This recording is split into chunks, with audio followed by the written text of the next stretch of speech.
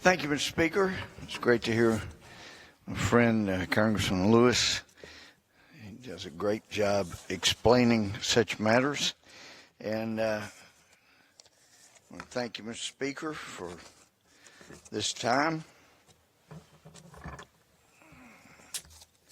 We had an interesting hearing today in a combination of Judiciary Committee and Government Oversight and Government Reform Committee. And we did hear from the Inspector General of the Department of Justice, Mr. Horowitz. Interesting testimony. But having reviewed the record, it's interesting because he had quoted Prosecutor 1, Prosecutor 2, Agent 1, Agent 2, Agent 3, these different people, different prosecutors, different agents, that he was relying on their comments, their opinions, their suggestions, the SSA, Supervisory Special Agent, recommendation and comments on things that should have been and should have not been, and things that were proper, improper. But we had no information who these people were. And the whole reason for the Inspector General investigation was because of the massive amount of clear bias that had been unearthed within the Department of Justice, including the FBI, that's, of course, under and part of the Department of Justice. And so we're being asked to accept all of this information from the Inspector General when so much of it depends on the opinions and the comments and assessments of people whose identity we didn't even know. So not only did we not know their identity, we don't know if they have texts and they have emails that are just as condemning of Donald Trump and laudatory of Hillary Rodham Clinton. You know, we don't know what their positions are.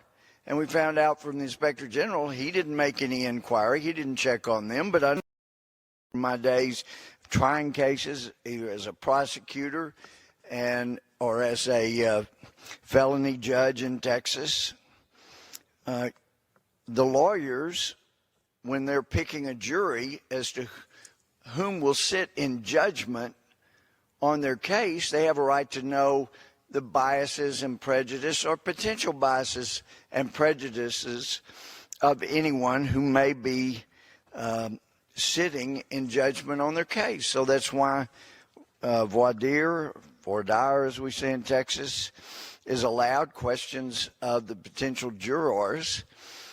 And normally, how one votes is completely inappropriate to ask about. That's a secret ballot for a good reason. However, if one of the people on the ballot is the defendant in the case, is a civilian party in a civil case, then the attorneys are going to want to find out, were you for or against this person? Did you have a bumper sticker for this person or against this person? Did you have a sign in your yard? Did you go around doing block walks trying to push for this candidate? And as a judge, I know defense attorneys, if it were a defendant that had been a candidate, they would be pushing to ask those questions, to find out those questions. And it could lead to challenges for cause in Texas courts, and I think in federal courts as well. And even if it didn't, I've heard defense attorneys argue many times, we cannot adequately exercise our peremptory strikes if we don't know about potential biases. So we need to know, did they support this candidate? Were they against this candidate? And I know initially the response, one of my Democratic friends, was, gee, we never ask about how somebody voted. No, we don't. It's not appropriate. unless someone who was on the ballot is being judged in that court. Same should be true for a grand jury. Same should be true for anybody that is going to pass judgment. And that should also include the people that are charged with bringing forth justice. Not the concept of just us we've experienced during the recent 2 terms, but the concept of true justice. You know, Proverbs talks about the blessed nature of a government that doesn't judge because somebody's rich, doesn't judge because somebody's poor, doesn't give more favor to somebody that's rich, isn't biased for somebody because they're poor, but does make just decisions based on the case, not on someone's social standing, be it rich or poor. Some are tempted to be biased for the poor, some biased for the rich. But real justice is just following the law regardless of someone's background. And so it's a bit of an anathema, it seems, that you've done an Inspector General report based on people that may have worse biases than the people that they're judging. And we don't even know. So I was a little surprised by that. We had a record of over 500 pages that was just full of some of the worst illustrations of biases ever.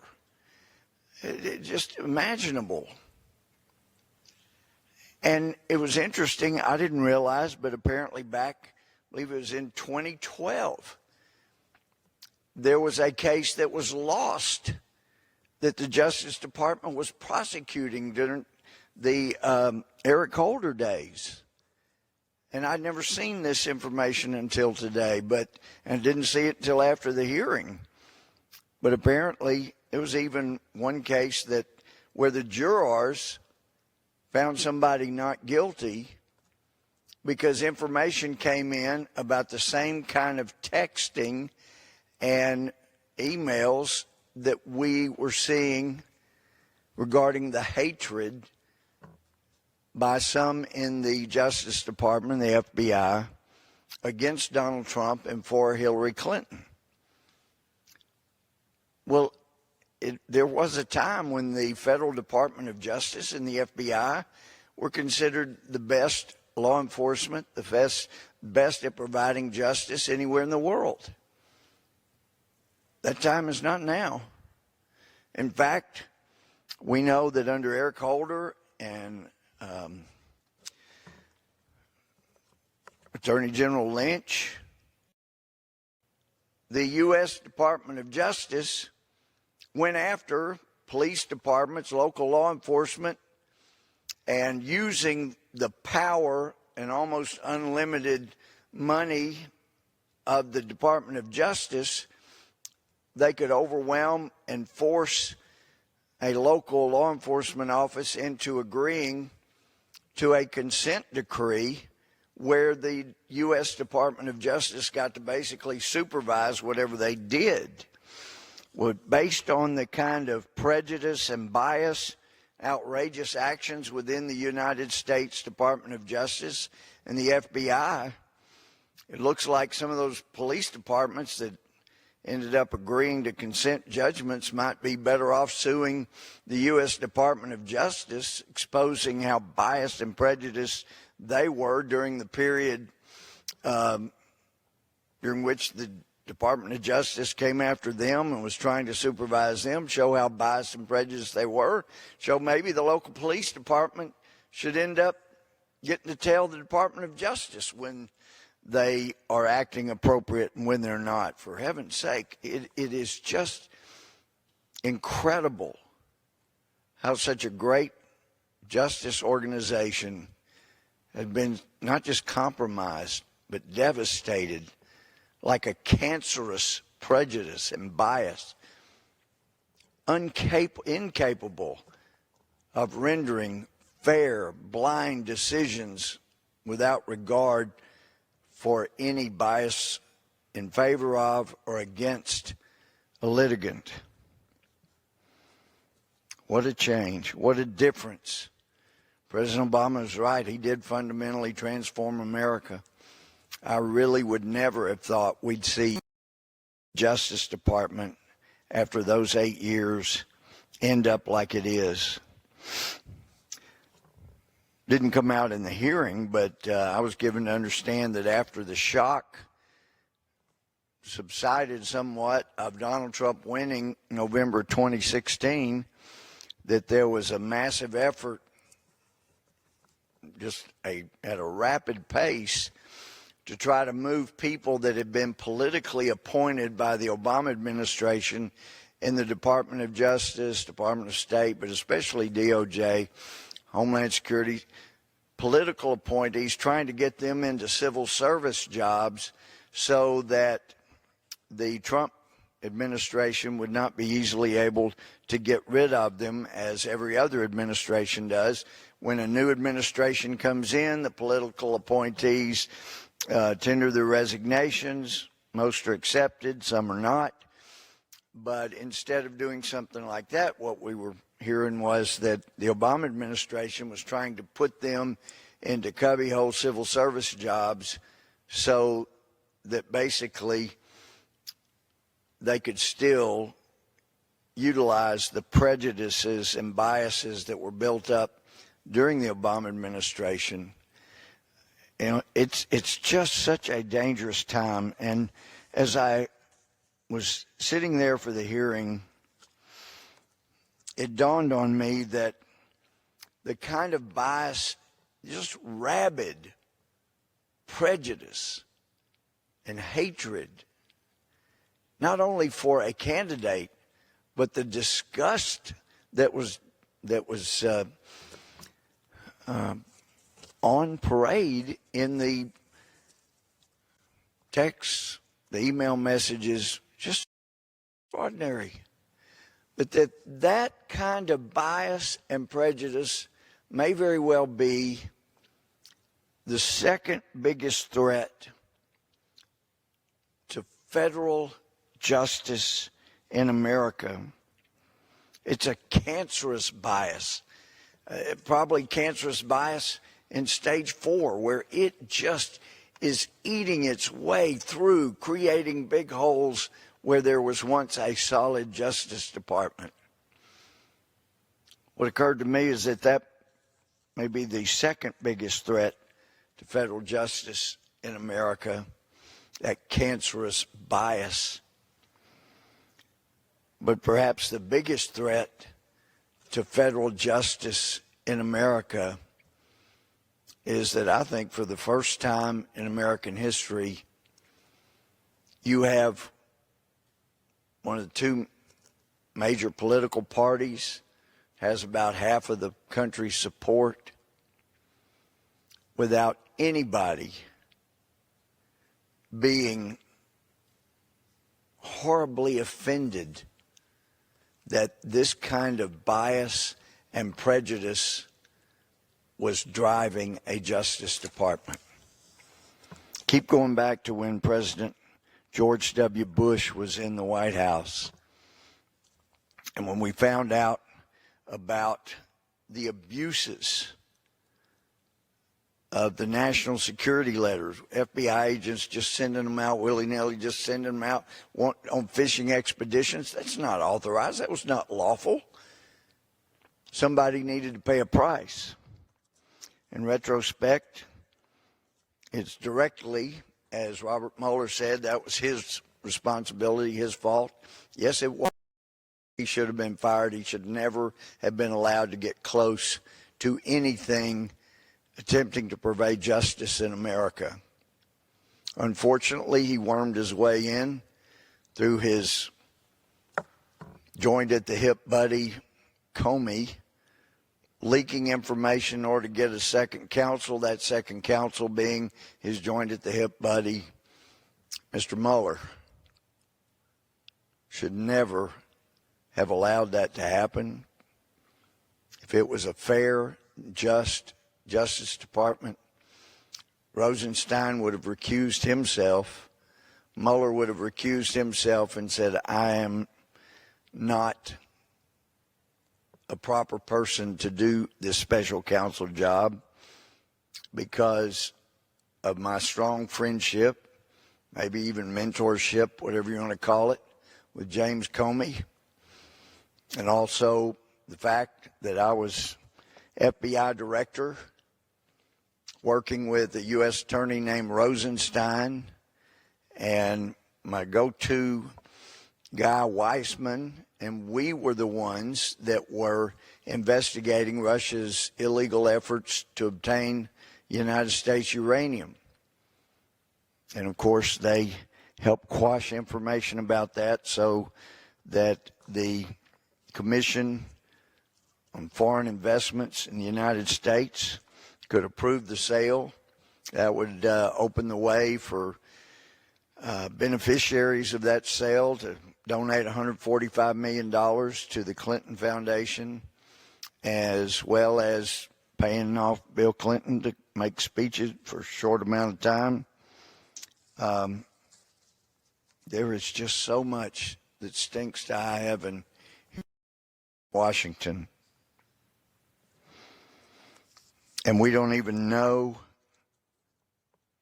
anything about the biases and prejudices of those people on whom Mr. Horowitz was relying to reach his conclusions. But it is worth looking at some of the things that were recommended. For example, you had a man named Pagliano, and this is according to the Horowitz report.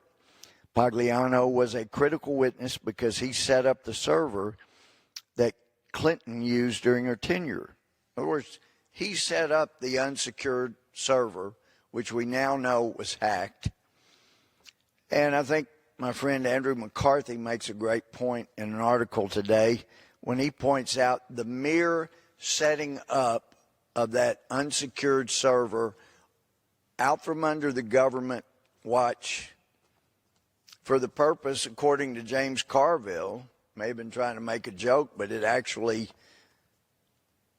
was an indication of the mindset of the Clintons when he said, you know, Hillary didn't want Louie Gohmert rifling through her emails. Yeah, she didn't want proper oversight. So she intentionally and knowingly had a server set up that was not secure, was out from under government protection and control, also knowing she might be able to get away with not turning in emails because they were not under government control. How there could be 500 plus pages of bias shown in this report and then a conclusion, there's evidence of any bias in the investigation, my gosh, that's a lay down, slam dunk prosecution right there. You could have indicted Mr. Pagliano,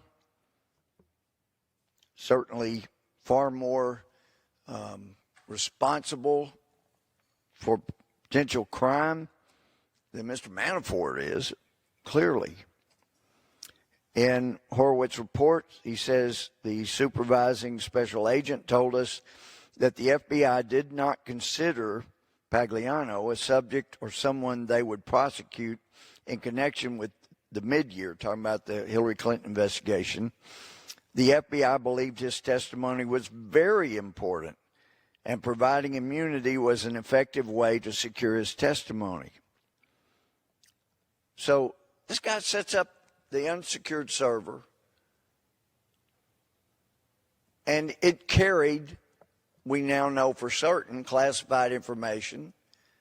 Hillary knew there was going to be a good chance there would, had to have known that. But if team had not been so favorably inclined not to find any wrongdoing, then certainly they would have recognized that this is a guy that could and should have been indicted. Of course, I don't advocate that people be unfairly treated as Paul Manafort was, where you go busting down his door in the early morning hours when you know he's not a threat. There's no reason to bust down a door in those early morning hours. No reason to ransack a house other than trying to intimidate. But nobody tried to do anything, not even indicting or bringing him before a grand jury to potentially pursue him. Because prosecutors, many of them have told me, man, this is a real easy one.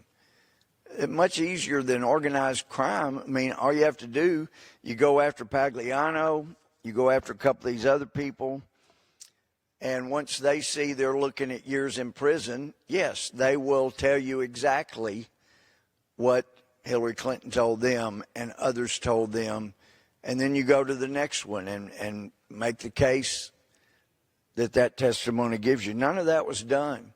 It was all done in a way to protect Hillary Clinton, no question. The report talks about Gambetta. It says Paul Gambetta. He's the one that later wiped emails from that private server in March of 2015. The report says that the investigations team members told the Inspector General, quote, Gambetta was an important witness for several reasons, including his involvement with the culling process and the deletion of emails and his interactions with several people that worked for Clinton.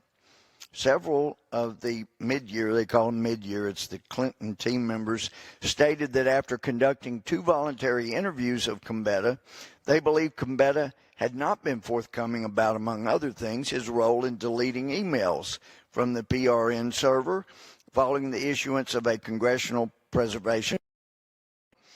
The witness further stated that Gambetta's truthful testimony was essential for assessing criminal intent for Clinton and other individuals because he would be able to tell them whether Clinton's attorneys, Mills, Samuelson, or Kendall, had instructed him to delete the emails. So this is the way you work up through a prosecution. They didn't indict Gambetta. This says the supervising special agent told us he believed Gambetta should have been charged with false statements for lying multiple times. Well, if that had happened, then you go to him and you say, this is how many years you're looking at. And I've seen incredibly professional FBI agents in the field do just that. Here's what you're looking at. You're going to talk to your lawyer. You're going to decide what to do. We want you to see the evidence we have. Then they lay out the evidence. Now, here's evidence that might help. You may think is exculpatory, but here's the evidence we have that we believe will overwhelm that. It's incriminating. We're not wanting you to make a statement now. You talk to your lawyer. See if you would like to assist us. And then when you realize, wow, their evidence is overwhelming, I'm dead meat, I'm going to prison, then let's see what kind of deal we can make. And then you make a proffer. Here's what my client will say if you will give us this plea agreement or this agreement and maybe an immunity agreement. You work that out. And that's how you go about proving a case. None of that was done. The FBI and the Department of Justice attorneys, people that absolutely loved and worshiped Hillary Clinton and absolutely despised, hated Donald Trump, they didn't do any of that. They protected the people that would have been critical witnesses. And we get around to Mr. John Bento. He'd worked at the State Department for 39 years. Here's what the IG report said. Both agents who interviewed Bentel told us that he was uncooperative and the interview was unproductive. However, they attributed these problems to nervousness and fear of being found culpable.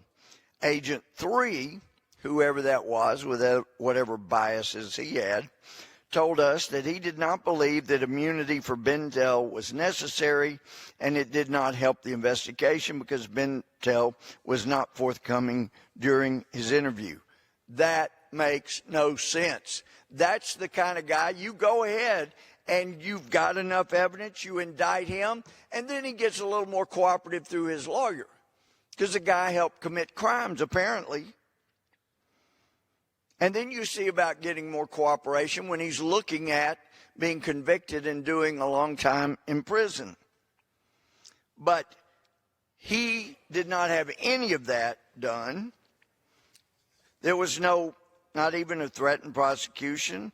He wasn't prosecuted because bias affected the outcome of the Hillary Clinton email investigation.